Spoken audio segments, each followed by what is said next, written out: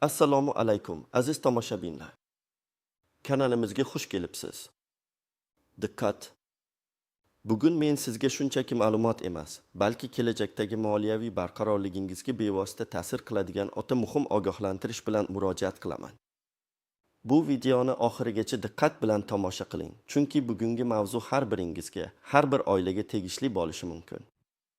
So'zlarimni diqqat bilan eshitishga arziydi, chunki gap nafaqat mablag'larning kechikishi, balki ularni butunlay yo'qotish xavfi haqida bormoqda. O'ta muhim muddat 2026 yil 1 may kelmoqda va bu sana ko'plab insonlar uchun o'zgarishlar keltirishi aniq. Kim kech qolsa, pulini yo'qotadi. Bu shunchaki bir sana emas, bu sizning oilangiz, farzandlaringiz, ota-onangiz uchun pul yo'qotmaslikning oxirgi imkoniyati bo'lishi mumkin. Hozirdayoq kanalimizga obuna bo'lishni va ushbu videoga like bosishni unutmang, chunki bu ma'lumot iloji boricha ko'proq odamlarga yetib borishi kerak. Muammoning mohiyati avval qanday edi va endi nima o'zgardi? Keling, avvalo bu muammoning ildizlarini tushunib olaylik. Oldinlari ko'plab ijtimoiy to'lovlar, nafaqalar va yordamlar nisbatan soddalashtirilgan tizim asosida berilar edi. Misol uchun, ko'plab oilalar uchun bola puli yoki kam ta'minlangan oilalarga beriladigan moddiy yordam avtomatik tarzda uzaytirilishi mumkin edi, agar ularning holatida keskin o'zgarishlar yuz bermasa. Ko'pchilik uchun bu qulay edi. Bir marta ariza berildi va keyin ma'lum muddatgacha to'lovlar muntazam ravishda kelib turardi. Ba'zi to'lovlar, ayniqsa keksa avlod vakillari uchun, ularning yoshiga yoki tibbiy holatiga qarab, davlat tomonidan o'z-o'zidan yangilab borilar edi. Hatto nogironligi bo'lgan shaxslar uchun ham ba'zi turdagi nafaqalar uzoq muddatga belgilanib, kamroq qog'ozbozlikni talab qilardi. Axborot bazalari o'zaro to'liq integratsiyalashmaganligi sababli ba'zi bir ma'lumotlar eskirishi, ayrim oilalarning daromadlari va ehtiyojlari haqidagi ma'lumotlar yangilanmasdan qolishi mumkin edi. Bu esa afsuski haqiqatan ham yordamga muhtoj bo'lgan oilalarga yordam yetib bormasligi yoki aksincha, endi ehtiyoji yo'qlarga ham to'lovlar davom etishi kabi holatlarga olib kelishi mumkin edi. Endi esa vaziyat tubdan o'zgarmoqda. Hukumat ijtimoiy himoya tizimini yanada shaffof, adolatli va manzilli qilish maqsadida Ijtimoiy himoya yagona dasturi deb nomlangan yangi tizimni joriy etishga kirishdi. Bu dastur barcha ijtimoiy to'lovlar va yordam turlarini yagona axborot tizimiga birlashtirishni nazarda tutadi. Maqsad aniq, har bir so'm chinakam ehtiyojmand odamlarga yetib borishi kerak. Ushbu yangi tizimning asosiy o'zgarishi shundaki, u sizdan faol ishtirok etishingizni talab qiladi. Ya'ni endi to'lovlar avtomatik tarzda uzaytirilmaydi yoki siz haqingizdagi ma'lumotlar o'z-o'zidan yangilanmaydi. Har bir nafaqa oluvchi, har bir ijtimoiy yordamga muhtoj deb hisoblangan shaxs yoki oila yangi tizim doirasida qayta ro'yxatdan o'tishi yoki yangi ariza topshirishi shart. Bu jarayonning eng muhim jihati esa belgilangan muddatdir, 2026 yil 1 may. Bu muddatgacha barcha tegishli arizalar topshirilishi va qayta ro'yxatdan o'tish jarayonlari yakunlanishi kerak. Agar siz ushbu muddatni o'tkazib yuborsangiz, oldin olib kelgan ijtimoiy to'lovlaringiz avtomatik ravishda to'xtatiladi. Eng yomoni shundaki, to'lovlar nafaqat kechiktiriladi, balki ularni butunlay yo'qotishingiz ham mumkin. Chunki 2026 yil 1 maydan so'ng eski tizim bo'yicha to'lovlar amalga oshirilmaydi va yangi tizim orqali ariza bermaganlar hech qanday yordamga ega bo'lmaydi. Bu esa o'z navbatida ko'plab oilalar uchun jiddiy moliyaviy muammolarni keltirib chiqarishi mumkin. Yangi dastur daromadlarni, oilaviy tarkibni, mulkchilikni ancha chuqur va aniqroq baholashni nazarda tutadi. Davlat tomonidan beriladigan har bir tiyinning manzilliligi oshiriladi. Shuning uchun ham bu o'zgarishlar jiddiy va har bir fuqaro tomonidan mas'uliyat bilan qabul qilinishi shart. Batafsil tahlil, nima bilishingiz kerak, kim xavotir olishi kerak va kimga kerak emas. Ushbu qismda sizga bu yangi tizim haqida bilishingiz shart bo'lgan barcha detallarni, kimlar e'tiborli bo'lishi kerakligini va kimlar xavotir olmasa ham bo'lishini tushuntirib beraman. Bu har bir so'zingizni ehtiyotkorlik bilan tinglashni talab qiladigan muhim ma'lumotlardir. Nima bilishingiz kerak? Birinchidan, bu o'zgarishlar barcha to'lovlarga emas, balki aynan ijtimoiy himoya yagona dasturi doirasiga kiruvchi ijtimoiy to'lovlar va yordamlarga tegishli. Bularga qanday to'lovlar kiradi? Bir kam ta'minlangan oilalarga beriladigan moddiy yordam, oldin moddiy yordam yoki kam ta'minlangan oila nafaqasi deb nomlangan to'lovlar. 2. Bolalar nafaqasi, bola puli 14 yoshgacha bo'lgan bolalar uchun beriladigan oylik to'lovlar. Ba'zi hududlarda yoki oilalarda 18 yoshgacha bo'lganlarga ham berilishi mumkin. 3. Nogironligi bo'lgan shaxslarga beriladigan nafaqalar va parvarishlash to'lovlari. Nogironlik nafaqasining ma'lum turlari, shuningdek, nogironligi bo'lgan shaxsga qaraydiganlarga beriladigan to'lovlar. 4. Yolg'iz onalarga beriladigan ba'zi turdagi yordamlar, agar ular kam ta'minlangan oila sifatida ro'yxatga olingan bo'lsa. 5. Muhtoj oilalar uchun oziq-ovqat yoki kiyim-kechak uchun bir martalik yordamlar, agar bunday yordamlar mavjud bo'lsa va ular yangi tizimga integratsiyalangan bo'lsa. 6. Ba'zi bir faxriylarga yoki ijtimoiy himoyaga muhtoj qatlamlarga beriladigan qo'shimcha to'lovlar, asosiy pensiyalardan tashqari, maxsus dasturlar doirasidagi yordamlar. Ikkinchidan, ariza topshirish jarayoni faqatgina bitta shaklni to'ldirishdan iborat emas. Bu jarayon ancha chuqurroq ma'lumotlarni, jumladan sizning va oilangiz a'zolarining daromadlari haqida batafsil ma'lumotni, mulkingizni baholashni, oilaviy tarkibingizni tasdiqlashni va boshqa shaxsiy ma'lumotlarni taqdim etishni talab qiladi. Hukumat har bir arizani sinchkovlik bilan o'rganib chiqadi. Uchinchidan, muddatni o'tkazib yuborishning oqibatlari juda jiddiy. Bu shunchaki to'lovlarning 1-2 oyga kechikishi emas, balki ularni doimiy ravishda yo'qotish xavfini bildiradi. Yangi tizim bo'yicha ariza bermaganlar uchun oldingi to'lovlar to'xtatiladi. Agar keyinchalik ariza berishga harakat qilsangiz ham, bu yangi ariza sifatida ko'rib chiqiladi va uzoq vaqt tekshirilishi mumkin. Bu esa to'lovlarni boshlashni sezilarli darajada kechiktiradi. Hatto ayrim holatlarda kechikkan arizalar uchun qo'shimcha talablar yoki cheklovlar qo'yilishi mumkin. Kim xavotir olishi kerak? Agar siz quyidagi toifalarga kirsangiz, siz o'ta ehtiyotkor bo'lishingiz va zudlik bilan harakat qilishingiz kerak. 1. Davlatdan har qanday ijtimoiy nafaqa yoki yordam olib kelayotgan har bir shaxs yoki oila. Bu bola puli, kam ta'minlangan oila nafaqasi, nogironlik bilan bog'liq maxsus to'lovlar va boshqalar bo'lishi mumkin.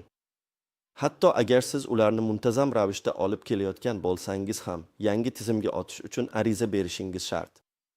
2. Hali hech qanday ijtimoiy yordamga murojaat qilmagan, ammo o'zini muhtoj deb hisoblaydigan fuqarolar, agar sizning daromadingiz turmush darajasi minimaliga yetmasa, oilangizda nogironligi bor shaxslar, yosh bolalar yoki pensionerlar bo'lsa, siz ham bu dasturdan foydalanish huquqiga ega bo'lishingiz mumkin. Bu siz uchun yangi imkoniyat, lekin faqat muddatgacha murojaat qilsangiz. 3. Ko'p bolali oilalar, ayniqsa faqat bir kishi ishlaydigan yoki daromadi muntazam bo'lmagan oilalar. 4. Yolg'iz ota-onalar, bolalarni yolg'iz tarbiyalayotgan va davlat yordamiga muhtoj bo'lganlar. 5. Nogironligi bo'lgan shaxslar va ularning oila a'zolari, nogironlik nafaqasidan tashqari qo'shimcha parvarishlash to'lovlari yoki boshqa yordamlar oluvchilar. 6. Minimal daromad bilan yashovchi qariyalar, asosiy pensiyadan tashqari qandaydir qo'shimcha moddiy yordam oluvchi pensionerlar. Keling, yuqoridagi vaziyatlarni yanada aniqroq tushunish uchun bir nechta real hayotiy misollarni ko'rib chiqaylik. Misol 1. Ahmadovlar oilasi, kam ta'minlangan ko'p bolali oila. Ahmadovlar oilasida 4 nafar voyaga yetmagan farzand bor. Oilaning otasi Ahmadjon qurilishda ishlaydi, ammo uning daromadi muntazam emas. Ba'zan bir oy ish bor, ba'zan yo'q. Ona uy bekasi. Ular oldinroq mahalliy hokimiyat organlariga murojaat qilishgan va 2 yildan beri har oyda kam ta'minlangan oila sifatida bola puli va moddiy yordam olib kelishadi. Bu ularning oilaviy budjetining muhim qismini tashkil etadi. Har oyda ular 1 million so'mdan 5 million so'mgacha mablag' olishadi. Oldingi tizimda, agar ular doimiy ro'yxatda bo'lsa va oilaviy ahvoli keskin o'zgarmasa, bu to'lovlar avtomatik tarzda uzaytirilardi. Endi nima bo'ladi? Agar Ahmadovlar 2026 yil 1 maygacha ijtimoiy himoya yagona dasturi orqali yangi arizani barcha kerakli hujjatlar, jumladan otasining oxirgi 6 oylik daromadi, oilaning mulki haqida ma'lumotlar bilan topshirmasalar, 2026 yil 1 iyundan boshlab ularning barcha ijtimoiy to'lovlari to'xtatiladi. Natijada ular oylik 1 million so'mdan ortiq mablag'ni yo'qotadi. Bu esa bolalarning ovqatlanishi, kiyim-kechagi va maktab ehtiyojlarini qondirishda jiddiy qiyinchiliklarga olib keladi. Agar ular kechikib murojaat qilsalar, to'lovlar bir necha oyga kechikishi mumkin. Shu orada esa oila moliyaviy bosim ostida qoladi. Misol 2. Nodira opa, pensioner va qo'shimcha yordam oluvchi. Nodira opa 75 yoshda, yolg'iz yashaydi. U nafaqaxo'r bo'lib, oylik 1 million 200 ming so'm pensiya oladi. Bundan tashqari, uning marhum turmush o'rtog'i urush faxriysi bo'lganligi sababli Nodira opa har chorakda 500 ming so'm miqdorida qo'shimcha bir martalik ijtimoiy yordam ham olib kelgan. Bu yordam turining berilishi oldinroq uning mahalla komiteti tomonidan tasdiqlangan va avtomatik ravishda uzaytirilar edi. Endi nima bo'ladi? Nodira opaning asosiy pensiyasi to'g'ridan-to'g'ri yangi tizim ta'siriga tushmasligi mumkin, chunki pensiyalar alohida qonun hujjatlari bilan tartibga solinadi. Biroq uning qo'shimcha bir martalik ijtimoiy yordam yangi tizim ostiga kirishi ehtimoli yuqori. Agar Nodira opa 2026 yil 1 maygacha yangi arizani topshirmasa, uning asosiy pensiyasi saqlanib qolishi mumkin. Ammo har chorakda olinadigan 500 ming so'mlik qo'shimcha yordam to'xtatiladi. Bu uning dori-darmon xarajatlari, kommunal to'lovlar yoki kundalik ehtiyojlar uchun ajratilgan budjetiga jiddiy ta'sir qiladi. Hatto 500 ming so'm ham yolg'iz pensioner uchun katta yordamdir. Misol 3. Aliyevlar oilasi, nogironligi bor farzand parvarishlovchi oila. Aliyevlar oilasida 8 yoshli o'g'li Sarvarning nogironligi bor. Oila Sarvar uchun nogironlik nafaqasi va unga qarash uchun har oyda 800 ming so'm miqdorida parvarishlash to'lovi oladi. Oldingi tizimda, agar tibbiy-ijtimoiy ekspert komissiyasining TMEK xulosasi mavjud bo'lsa, bu to'lovlar ma'lum muddatga avtomatik tarzda uzaytirilardi. Endi nima bo'ladi? Yangi tizim bo'yicha Aliyevlar ham 2026 yil 1 maygacha yangi arizani, jumladan Sarvarning nogironligini tasdiqlovchi barcha hujjatlar, oilaning daromadlari va yashash sharoitlari haqidagi batafsil ma'lumotlar bilan birga taqdim etishlari shart. Agar ular buni qilmasalar, nafaqat parvarishlash to'lovi, balki nogironlik nafaqasi ham to'xtatilishi mumkin. Chunki bu ikkala to'lov ko'pincha bir-biri bilan bog'liq va yangi ijtimoiy himoya dasturi orqali moliyalashtiriladi. Har oyda 1 million 500 ming so'mdan ortiq mablag'ni yo'qotish, nogironligi bor bolani tarbiyalayotgan oila uchun katta zarba bo'ladi. Bu esa uning davolanishi va reabilitatsiyasiga salbiy ta'sir ko'rsatishi mumkin. Kim xavotir olmasligi kerak? Agar siz quyidagi toifalarga kirsangiz, ushbu yangi tizim sizga to'g'ridan-to'g'ri ta'sir qilmasligi mumkin. Ammo shunga qaramay, ma'lumotni tekshirish ortiqchalik qilmaydi. 1. Daromadi turmush darajasi minimalidan ancha yuqori bo'lganlar. Agar siz hech qachon davlatdan ijtimoiy nafaqa yoki yordam olmagan bo'lsangiz va o'zingizni muhtojlar toifasiga kiritmasangiz, sizga ariza berish shart emas. 2. Ijtimoiy yordam dasturlariga aloqador bo'lmagan to'lovlarni oluvchilar, masalan, davlat ishida ishlaydiganlarning oylik maoshlari, tadbirkorlikdan olingan daromadlar, bank depozitlaridan foizlar, aksiyalardan dividendlar, stipendiyalar. Agar ular kam ta'minlanganlik mezoni bilan bog'liq bo'lmasa yoki standart yoshga doir pensiyalar, agar ularga qo'shimcha ijtimoiy to'lovlar qo'shilmagan bo'lsa, ushbu tizim doirasida qayta ro'yxatdan o'tishni talab qilmaydi. 3. Yangi tizim orqali allaqachon ariza topshirib, tasdiq olganlar. Agar siz yaqinda, ya'ni oxirgi 1-2 yil ichida ijtimoiy himoya yagona reyestri orqali ariza topshirgan va ijtimoiy yordam olishni boshlagan bo'lsangiz, demak siz allaqachon yangi tizimga o'tkazilgansiz. Lekin shunga qaramay, ariza qachon topshirilganini va uning muddatini tekshirishni tavsiya qilaman. Shuni yana bir bor ta'kidlash kerakki, asosiy yoshga doir pensiyalar yoki nogironlik bo'yicha asosiy pensiyalar to'g'ridan-to'g'ri yangi tizim ta'siriga tushmaydi. Ammo agar siz ushbu pensiyalardan tashqari har qanday qo'shimcha ijtimoiy yordam, masalan, kommunal to'lovlar uchun subsidiya, dori-darmonlar uchun kompensatsiya yoki faxriylarga mo'ljallangan maxsus to'lovlar olsangiz, unda siz ham ariza berishingiz shart. Bu farqni tushunish juda muhim. Istisnolar, tuzoqlar va nozik jihatlar hukumat dasturlari qanchalik adolatli bo'lishga intilmasin, har doim ham hayotiy vaziyatlarning barcha nozik jihatlarini qamrab ololmaydi. Shuning uchun bu yerda siz duch kelishingiz mumkin bo'lgan ba'zi istisnolar, tuzoqlar va kamdan-kam holatlarni ko'rib chiqamiz. Bu sizni kutilmagan vaziyatlarga tayyorlashga yordam beradi. Kutilmagan holatlar, force majeure. Tasavvur qiling, siz yoki oila a'zolaringizdan biri 2026 yil 1 may arafasida og'ir kasallik tufayli uzoq muddat kasalxonada yotibdi, yoki siz chet elda mehnat migratsiyasida bo'lib, oz vaqtida qaytib kelish yoki ariza berish imkoniyatiga ega emassiz. Yoki tabiiy ofat tufayli sizning hujjatlaringiz yo'qolgan bo'lishi mumkin. Bunday holatlar uchun qonunchilikda juda tor istisnolar nazarda tutilishi mumkin, ammo ular har doim ham kafolatlanmaydi. Agar bunday holatga duch kelsangiz, albatta maxsus komissiyalarga yoki sudga murojaat qilish imkoniyati bor, lekin bu juda murakkab va uzoq davom etadigan jarayon bo'ladi. Siz o'zingizning holatingizni tasdiqlovchi kuchli dalillarga, kasallik tarixi, chet elga chiqish-kirish pasport shtamplari, tabiiy ofat guvohnomalari ega bo'lishingiz shart. Eng muhimi, bunday vaziyatda ham imkon qadar tezroq mahalliy davlat xizmatlari markazlari yoki ijtimoiy himoya bo'limlariga murojaat qilish kerak, hattoki muddat o'tib ketgan bo'lsa ham.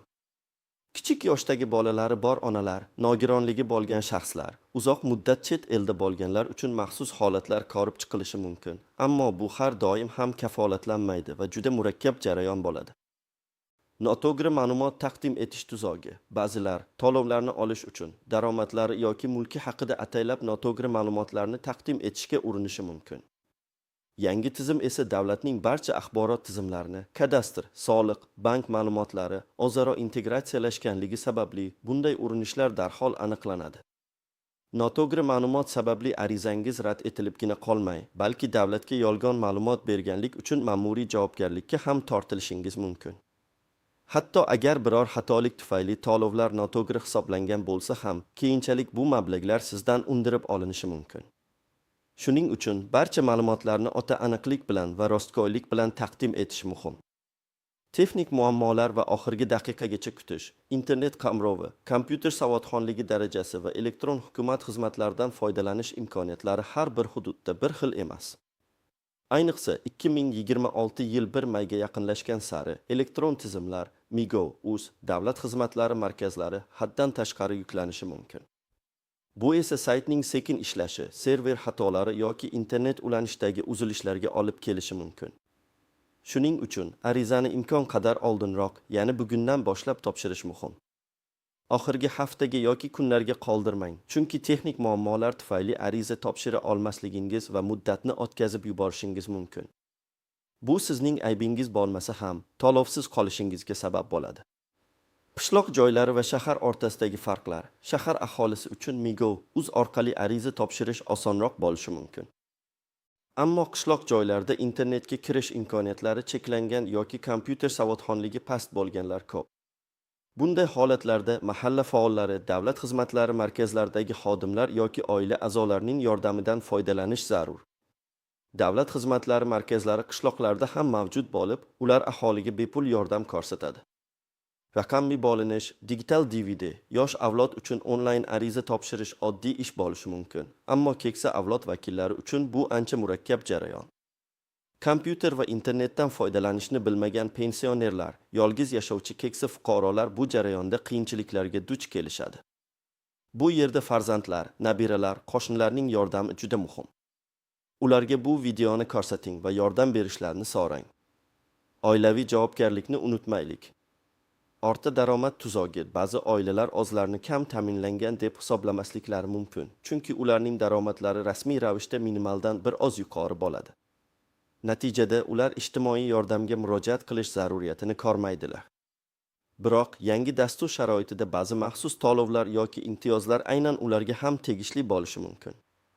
Misol uchun, oilada nogironligi bor bola bo'lsa yoki bir nechta talaba bo'lsa, hatto daromad bir oz yuqoriroq bo'lsa ham, ba'zi turdagi yordamlarga loyiq bo'lishlari mumkin. Shuning uchun har bir holatni individual ravishda tekshirish tavsiya etiladi. O'zingizning holatingizni to'liq baholamasdan, men baribir ololmayman deb o'ylash sizni qonuniy huquqingizdan mahrum qilishi mumkin. Amaliy maslahatlar, nima qilishingiz kerak? Endi eng muhim qismga o'tamiz. Sizning moliyaviy barqarorligingizni ta'minlash uchun qanday amaliy qadamlarni amalga oshirishingiz kerak? Bu ko'rsatmalar juda aniq va batafsil. Bir qadam, ma'lumot to'plash va vaziyatni aniqlashtirish. Avvalo, siz o'zingizning va oilangizning hozirgi holatini aniqlashtirishingiz kerak. Siz hozirda davlatdan qandaydir ijtimoiy to'lov yoki yordam olasizmi? Bu bola puli, moddiy yordam, nogironlik bo'yicha nafaqa, pensionerlar uchun qo'shimcha imtiyozlar yoki boshqa biror narsa bo'lishi mumkin. Agar olsangiz, qaysi turini va qaysi tashkilot orqali, mahalla, xalq banki, pensiya jamg'armasi ekanligini aniqlang. Agar hozirda hech qanday to'lov olmasangiz ham, o'zingizni ijtimoiy himoyaga muhtoj deb hisoblaysizmi? Oilangizda kam ta'minlanganlik holatlari, nogironligi bo'lgan shaxslar, ko'p bolalar bormi? Qayerga murojaat qilish kerak? Eng ishonchli usul o'zingizning mahallangizdagi mahalla va oilani qo'llab-quvvatlash bo'limi mutaxassislariga murojaat qilish. Ular sizga aynan sizning holatingiz bo'yicha qanday to'lovlarga huquqingiz borligini va yangi tizimda nimalar qilish kerakligini tushuntirib berishadi. Shuningdek, davlat xizmatlari markazlariga DXIM telefon orqali yoki shaxsan borib ham maslahat olishingiz mumkin. Ikki qadam hujjatlarni tayyorlash ariza topshirish uchun bir qancha hujjatlar to'plami kerak bo'ladi. Ularni oldindan tayyorlab qo'yish jarayonni tezlashtiradi. Shaxsni tasdiqlovchi hujjatlar sizning va oilangizning barcha voyaga yetgan a'zolarining pasporti yoki it kartasi nusxalari, bolalarning tug'ilganlik haqidagi guvohnomalari voyaga yetmagan farzandlaringiz uchun, nikoh yoki nikohni bekor qilish haqidagi guvohnoma oilaviy holatingizni tasdiqlash uchun, daromadlar to'g'risida ma'lumotnoma oilaning har bir ishlovchi a'zosining so'nggi 6 yoki 12 oydagi daromadlari haqidagi ma'lumotnoma ish joyidan yoki soliq idorasidan. Agar ishsiz bo'lsangiz, ishsiz deb ro'yxatga olinganlik haqidagi ma'lumotnoma. Mulk haqidagi ma'lumotlar, agar mavjud bo'lsa, uy-joy, yer uchastkasi, avtomobil va boshqa ko'chmas mulk yoki qimmatbaho mulk agar so'ralsa haqidagi hujjatlar. Bank rekvizitlari, to'lovlarni qabul qilish uchun bank kartasi yoki hisob raqamingiz. Nogironlik haqidagi ma'lumotnoma, agar oilada nogironligi bor shaxs bo'lsa, uning tibbiy ijtimoiy ekspert komissiyasining TMEK xulosasi. Boshqa maxsus hujjatlar, agar siz yolg'iz ona, talaba, harbiy xizmatchining oila a'zosi yoki boshqa maxsus imtiyozli qatlamga kirsangiz, buni tasdiqlovchi hujjatlar talab qilinishi mumkin. Barcha hujjatlarning asl nusxalari va nusxalarini tayyorlab qo'ying. Ba'zi hujjatlar elektron shaklda, ya'ni tizim tomonidan avtomatik ravishda olinishi mumkin, ammo ularni qo'l ostida ushlab turish har doim yaxshi. 3 qadam ariza topshirishning ikkita asosiy usuli mavjud. Onlayn orqali, Migo.uz eng qulay va tezkor usul. Yagona interaktiv davlat xizmatlari portali YouTube yoki Migo.uz orqali ariza topshirishingiz mumkin. Buning uchun sizda elektron raqamli imzo bo'lishi shart. Agar yo'q bo'lsa, uni davlat xizmatlari markazlarida olishingiz mumkin. Qanday topshiriladi? Migo.uz veb-saytiga kiring, shaxsiy kabinetga yordamida kiring. Ijtimoiy himoya bo'limini toping. Kam ta'minlangan oilalarga moddiy yordam va bolalar nafaqasi yoki shunga o'xshash xizmatni tanlang. Arizani to'ldirish jarayonida shaxsiy ma'lumotlaringiz, oila a'zolaringiz haqidagi ma'lumotlar, daromadlar va mulkchilik haqidagi ma'lumotlar so'raladi. Barcha bo'limlarni sinchkovlik bilan to'ldiring. Elektron shaklda hujjatlaringizning skanerlangan nusxalarini yuklashingiz kerak bo'lishi mumkin. Arizani yuborishdan oldin barcha kiritilgan ma'lumotlarni diqqat bilan tekshiring. Davlat xizmatlari markazlari orqali DXIM agar sizda bo'lmasa, internetga kirish imkoniyati cheklangan bo'lsa yoki onlayn ariza topshirishda qiyinchiliklarga duch kelsangiz, o'zingizning hududingizdagi davlat xizmatlari markaziga shaxsan murojaat qiling. DXIM xodimlari sizga ariza shaklini to'ldirishda va barcha kerakli hujjatlarni topshirishda yordam berishadi. Qog'oz arizani to'ldirib, hujjatlaringizni topshirishingiz mumkin. Bu yerda ham barcha ma'lumotlarning to'g'riligini joyida tekshirib olishingiz muhim. 4 qadam tasdiqni kutish va tekshirish ariza topshirilgach, u ko'rib chiqish uchun mas'ul organlarga yuboriladi. Ariza holatini tekshirish. Migo.uz orqali topshirilgan arizalarning holatini shaxsiy kabinetda kuzatib borish mumkin. Davlat xizmatlari markazlari orqali topshirilgan arizalar bo'yicha ham sizga maxsus kod beriladi. Bu orqali holatni tekshirish mumkin. Muddati arizalar odatda 15 ish kuni ichida ko'rib chiqiladi. Ammo ayrim holatlarda bu muddat cho'zilishi mumkin. Rad etilsa nima qilish kerak? Agar arizangiz rad etilsa, rad etilish sababini aniq bilib oling. Ko'pincha bu hujjatlardagi kamchiliklar, noto'g'ri ma'lumotlar yoki mezonlarga mos kelmaslik bilan bog'liq bo'ladi. Kamchiliklarni bartaraf etib, imkon qadar tezroq qayta ariza topshirishingiz kerak. Muddatni yodda tuting. 5 qadam muddatdan oldin harakat qilish. Yuqorida ta'kidlaganimdek, hech qachon oxirgi daqiqagacha kutmang. 2026 yil 1 maygacha qancha vaqt qolgan bo'lsa ham, bugundan boshlab harakat qiling. Bu sizni texnik muammolar, hujjatlardagi xatolar yoki boshqa kutilmagan vaziyatlardan himoya qiladi. Hozirdan ma'lumot to'plang, hujjatlarni tayyorlang va arizani topshiring. Xulosa va yakuniy ogohlantirish aziz do'stlar, yana bir bor eslatib o'taman. 2026 yil 1 may bu o'ta muhim sana. Bu sana sizning va oilangizning ijtimoiy himoyasini belgilovchi chegara bo'lishi mumkin. Bu muddatni o'tkazib yuborganlar avvaldan olib kelayotgan muhim to'lovlardan mahrum bo'lishi mumkin va ularni qayta tiklash juda uzoq va murakkab jarayonni talab qiladi. Ba'zan esa umuman imkonsiz bo'ladi. Davlat har bir fuqarosiga gamxo'rlik qilishga intiladi, ammo bu jarayon o'z navbatida sizdan ham mas'uliyat va faollikni talab qiladi. Shuning uchun, iltimos, ushbu videoni jiddiy qabul qiling. Ma'lumotni o'zingiz o'rganing, o'zingizning holatingizni baholang va kerakli choralarni ko'ring. Agar siz ushbu videodagi ma'lumotlardan foydali bir narsa olgan bo'lsangiz, uni o'zingizning ijtimoiy tarmoq sahifalaringizda baham ko'ring, Telegram guruhlarga yuboring, oila a'zolaringiz va tanishlaringizga yetkazing. Toki hech kim bu muhim ma'lumotdan bexabar qolmasin.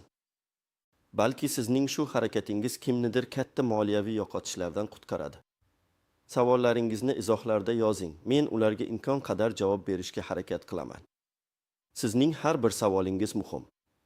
Videoga like bosing va kanalimizga obuna bo'lishni unutmang, chunki biz siz uchun doimo eng dolzarb va foydali ma'lumotlarni yetkazishda davom etamiz. O'zingizni va yaqinlaringizni asrang. Keyingi videolarda ko'rishguncha xayr.